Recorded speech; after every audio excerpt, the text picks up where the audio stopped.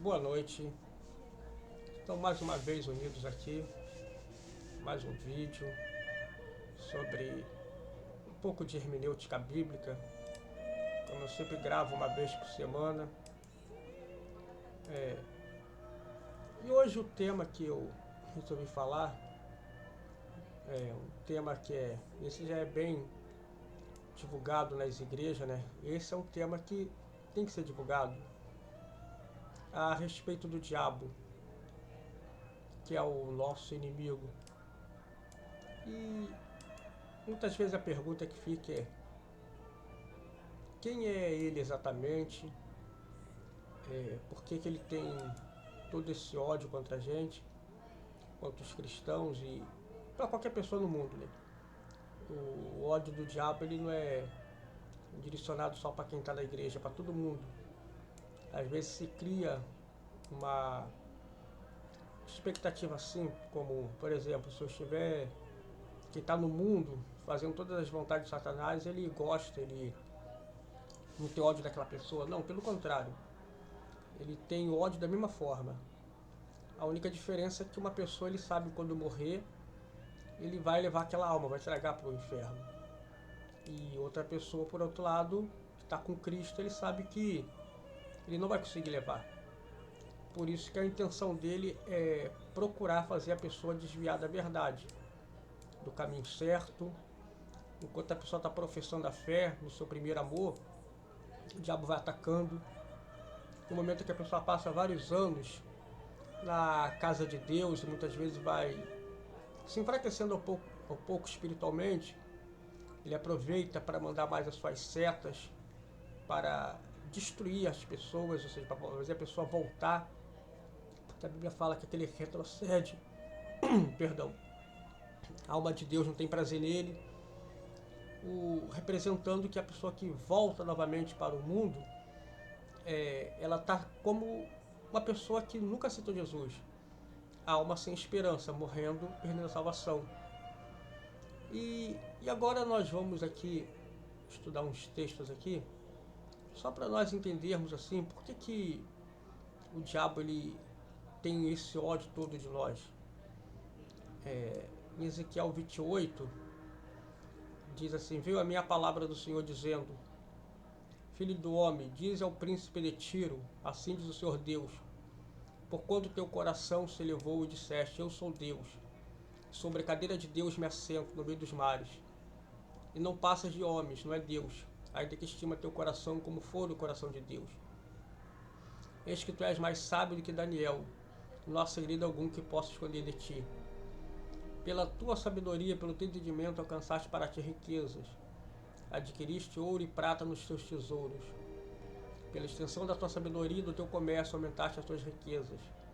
Levaste o teu coração por causa das tuas riquezas. Portanto, assim diz o Senhor Deus: porquanto estima teu coração como for o coração de Deus, por isso mesmo eu trarei sobre ti estrangeiro, os mais terríveis das nações, os quais desabanharão suas espadas contra a formosura de sua sabedoria, e mancharão o teu esplendor. E te farão descer a cobra, e morrerás de morte dos trespassados no meio dos mares. Acaso dirás ainda diante daquele que te matar: eu sou Deus? Mas tu és homem, não Deus, na mão do que te trespassa. Da morte dos incircuncisos morrerás, por mão do estrangeiro, porque eu falei, diz o Senhor Deus. E veio a minha palavra do Senhor dizendo: filho do homem, levanta-te uma lamentação sobre o rei de Tiro, e diz: assim diz o Senhor, tu eras o selo de medida de sabedoria, perfeito formosura. Estiveste no Éden, jardim de Deus, toda pedra preciosa era de tua cobertura: sardônica, topázio, diamante, turquesa, ônix, jaspe, safira, carbúnculo, esmeralda, ouro. Em ti se faziam os teus tambores, os teus pífaros, no dia em que foste criado, foram preparados. Tu eras querubins ungido para cobrir. Eu te estabeleci no monte santo de Deus. Estava no meio das pedras afogueadas e andava. Perfeito era o teu caminho, desde o dia que foste criado, até que se achou iniquidade em ti.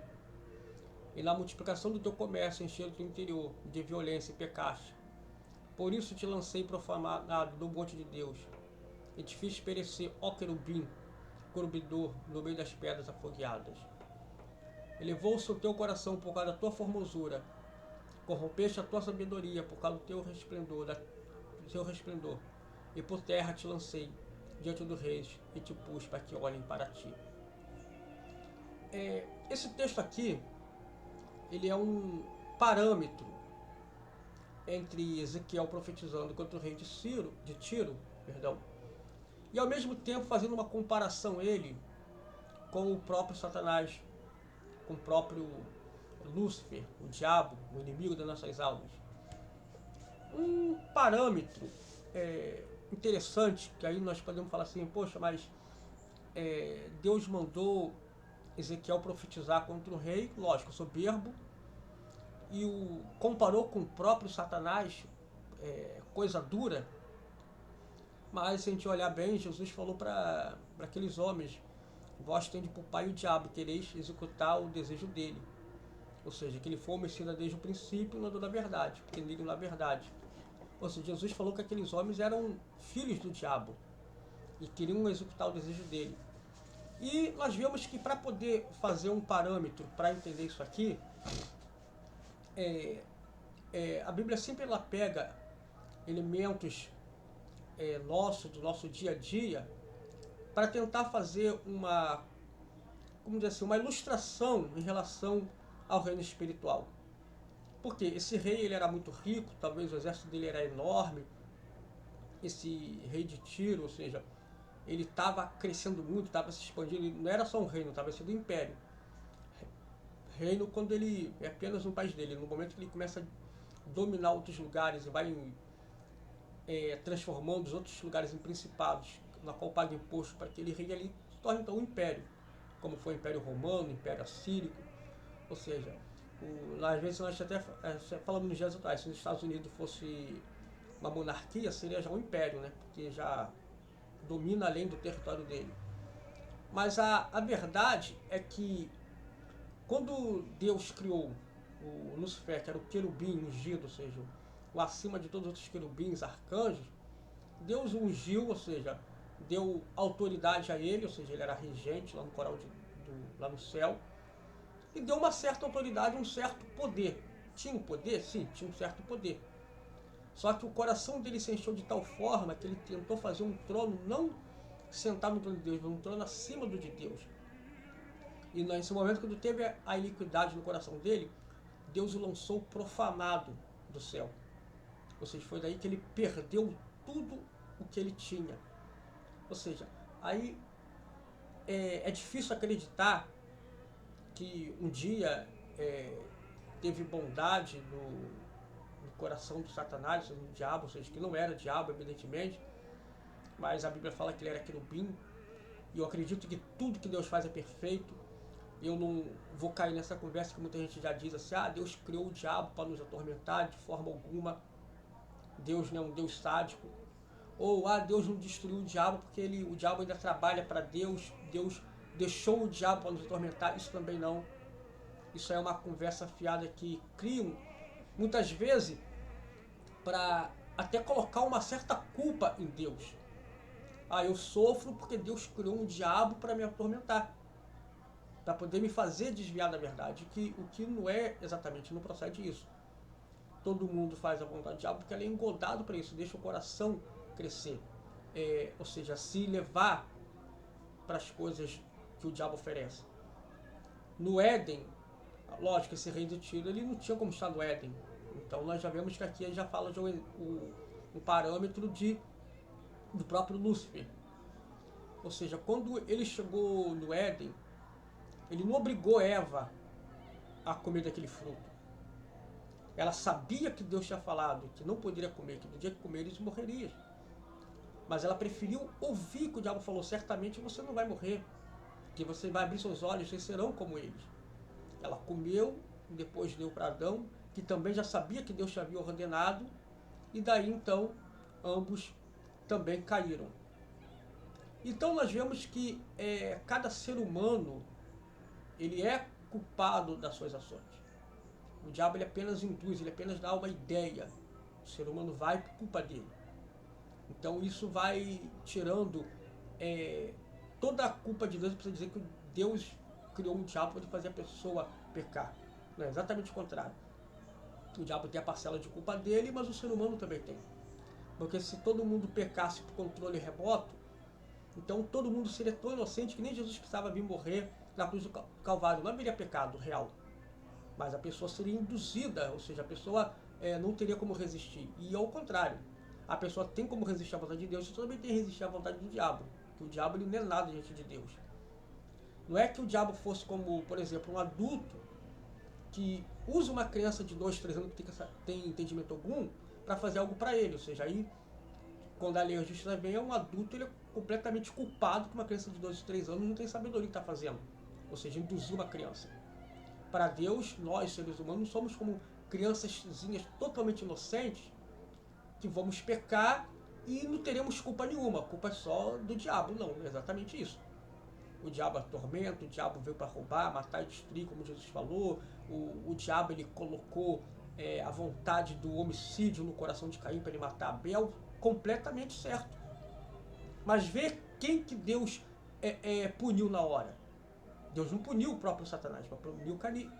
Mas ainda teve a misericórdia. A graça de Deus foi sobre Caim naquela época. E que muita gente acha que Deus era só lei, era só severo. Não, Deus, a graça já existia no Velho Testamento. O novo superabundou através de Cristo Jesus. Então, nós vemos que foi necessária a graça de Cristo superabundar, porque o homem estava completamente se perdendo por causa do Satanás. E vemos que quando o diabo ele viu que ele perdeu o lugar dele onde tinha na glória, ou seja, a ira dele sobre a humanidade, ela cresceu, porque ele entende que ele nunca mais poderá voltar para lá.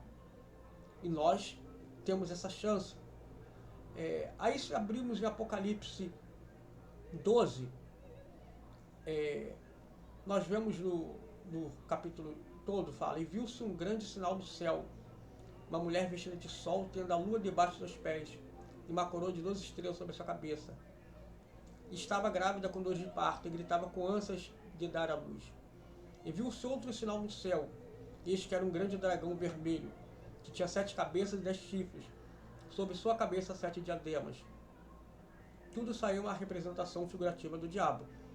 A pessoa imaginar que quando se ela vê o diabo é um dragão. Não, isso aqui é uma representação ilustrativa, mas para entendermos que está se referindo ao próprio Satanás.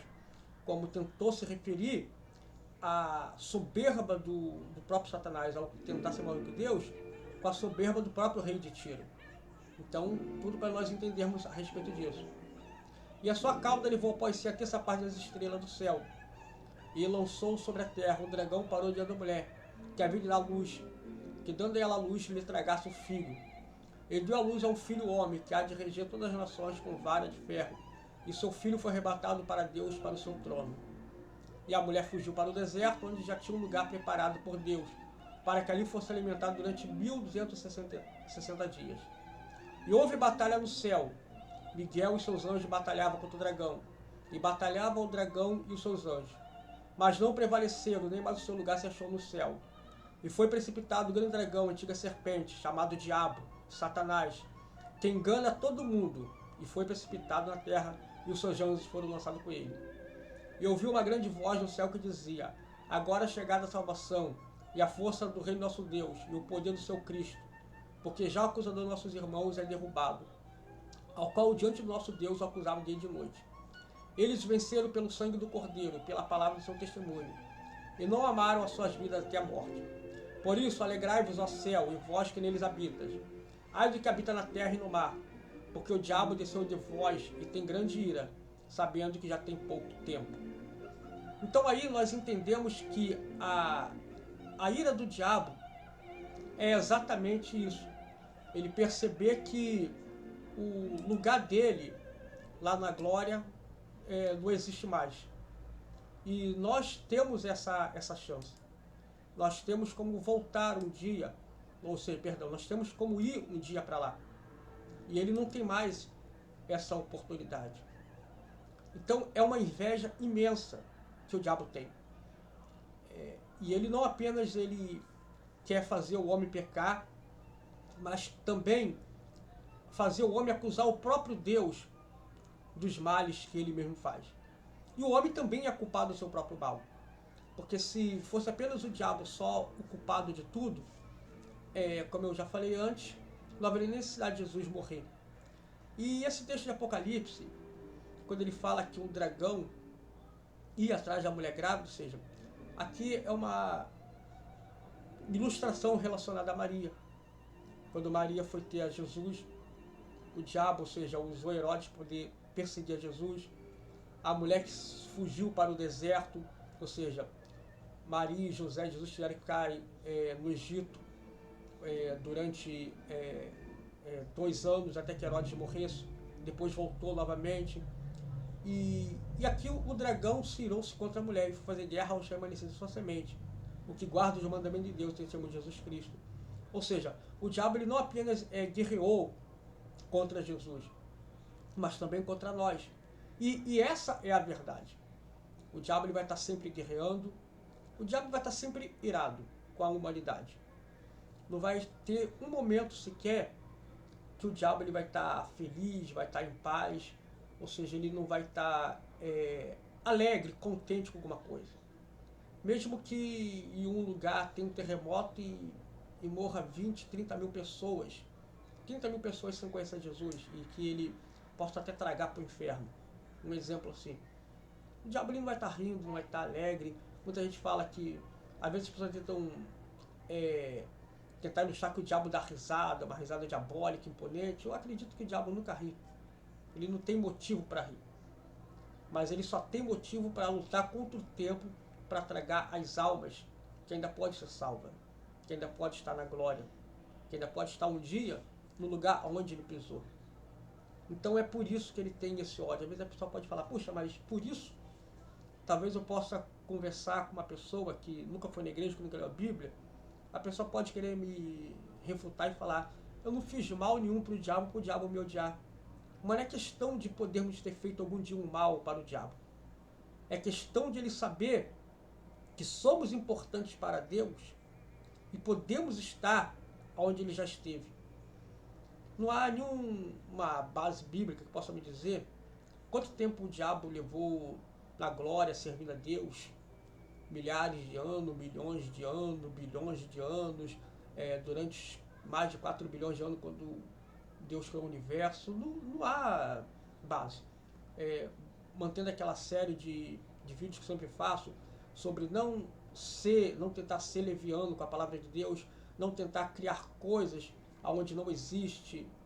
Não vou tentar aqui querer especular uma coisa, mas vamos colocar que o diabo levou, sei lá, mais de 3, 4 bilhões de anos no céu servindo a Deus. E está alguns milhares de anos fora de lá. Então é lógico que a lembrança dele, de tudo que ele passou lá, esteve naquele lugar onde as pedras fogadas, onde as pedras preciosas não brilhava tanto quanto o brilho do seu esplendor, ele que era a figura imponente no céu, abaixo da Trindade, era ele.